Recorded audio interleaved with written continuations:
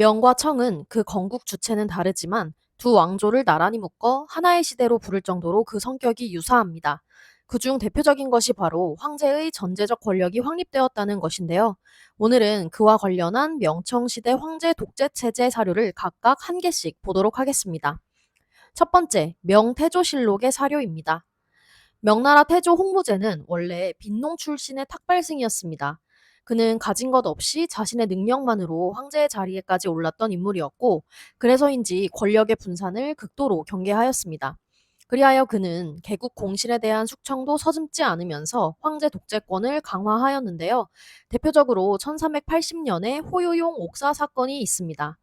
호요용은 명나라의 개국 공신으로 중서성 좌승상에 있으면서 중앙의 관리를 비롯해 지방관, 상인, 강남의 토호 및 대지주들과 긴밀한 관계를 맺고 있었습니다.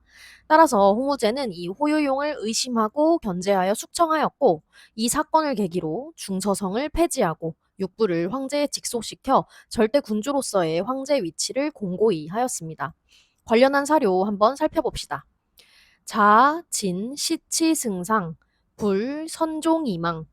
진나라가 처음으로 승상을 둔 이래로 발꿈치를 돌리지도 못하고 망했다. 즉, 발꿈치를 돌릴 새도 없이 순식간에 망했다.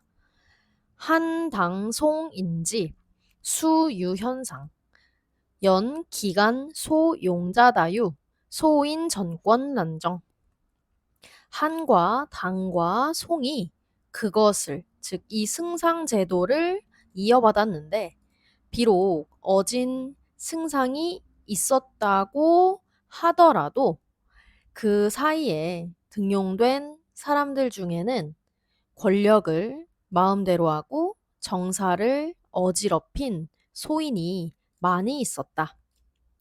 여기서 스스로 자는 문장의 맨 앞에 와서 뭐뭐로부터 라는 뜻으로 쓰였습니다.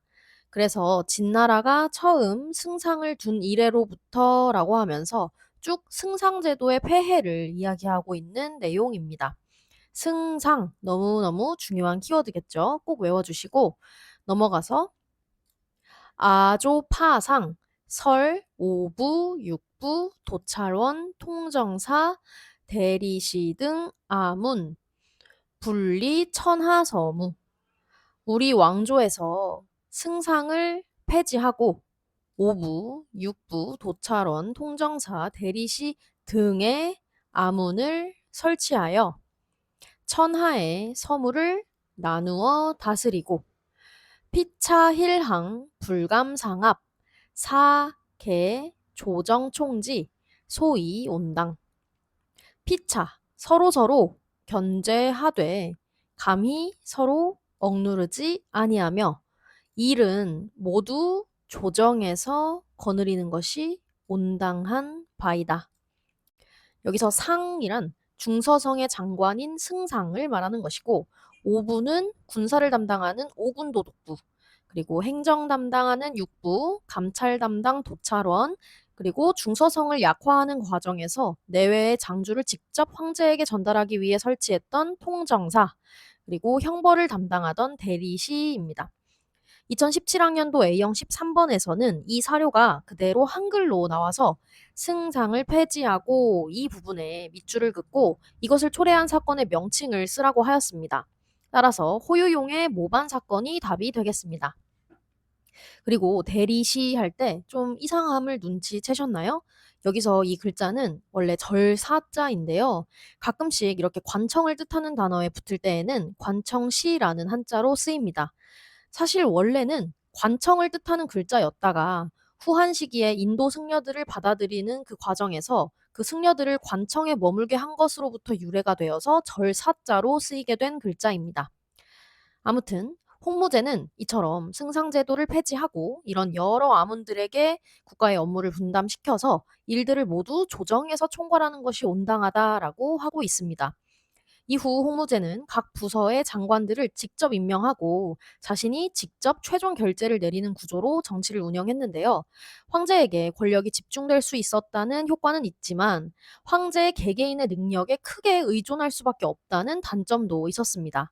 따라서 후대의 황종희와 같은 학자들은 명대 환관의 발호와 권신의 전횡은 태조가 재상제도를 폐지한 데 원인이 있었다라고 평가하기도 하였습니다.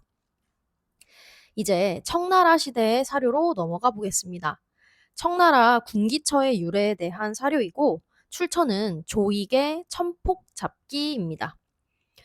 국초, 승, 전명구제.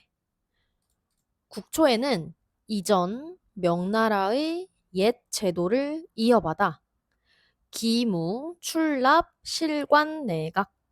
기무의 출납은 모두 내각에서 관리하였는데 기, 군사, 부, 의정왕, 대신, 의주.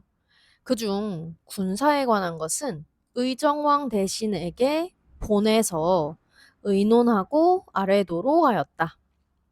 여기서 중요한 키워드 의정왕 대신입니다. 청나라 초기의 기구로 친왕, 즉 황족과 대신들이 합의를 통해서 국가의 중요한 일들을 처리하던 곳이죠. 더 보겠습니다. 강희중, 유지, 혹유, 령, 남서방, 한림, 찬의. 강희제 시대에는 간혹 유지가 있으면 남서방, 한림들에게 작성할 것을 명하였다. 시시, 남서방, 최위, 친절지, 여, 당, 한림학사, 장내제야. 이때 남서방은 최고로 친절한 땅으로, 즉 황제와 가까운 거리에 있는 기구로 당나라 한림학사가 내제를 맡았던 것과 같다.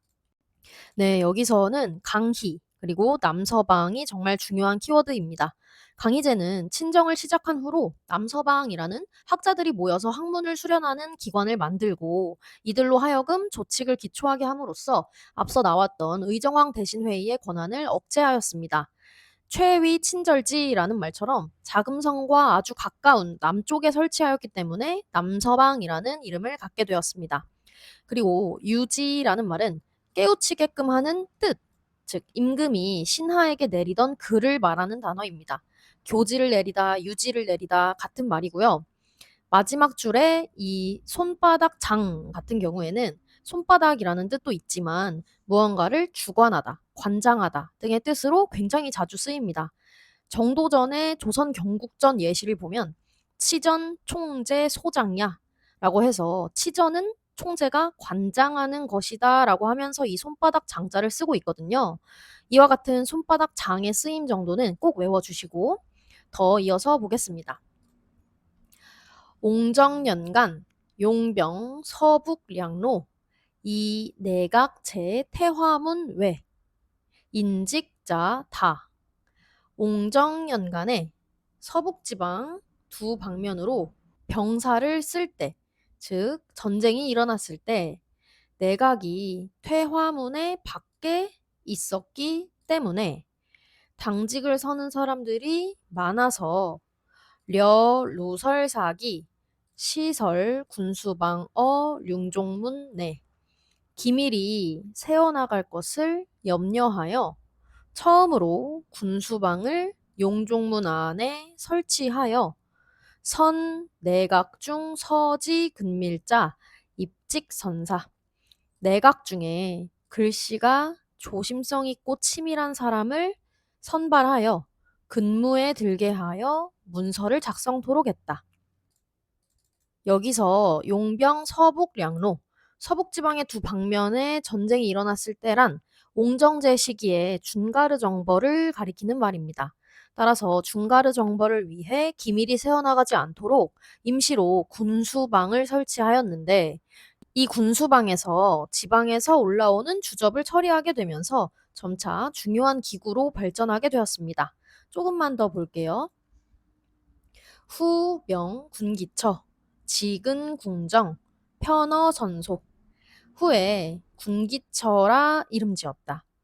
땅은 궁정과 가까워서 임금의 부름을 받기에 편했다.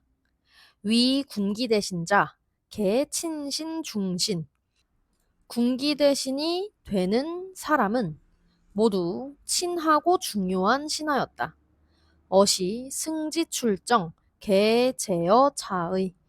이에 유지를 받들고 정사가 나오는 것은 모두 여기에서 있게 되었다. 맞게 되었다.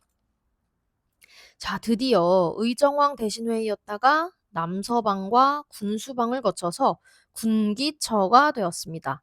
군기처는 청대 최고의 정책 결정 기구로서 군기처의 창설로 의정왕 대신회의와 남서방은 그 기능을 상실케 되었습니다. 그리고 군기처의 이 군기 대신은 황제가 직접 선임했고 군기 대신 역시 황제로부터 직접 명을 받아서 지방의 총독과 순무에게 그 명령을 그대로 전달하였습니다. 또 명나라 홍무제 시기에 육부를 황제에 직속시켰던 것과 마찬가지로 군기처 아래에 육부를 두어 행정을 분담시켰습니다. 따라서 이로써 황제의 전제 군주권은 한층 강화되었습니다. 이와 같이 명홍무제 시기 중서성과 승상제도의 폐지, 그리고 청나라 군기처의 창설 등은 명청시대의 황제 독재 체제의 특징을 잘 보여주는 내용이기 때문에 꼭 한 번씩 공부해 주세요. 오늘 볼 사료는 여기까지입니다. 감사합니다.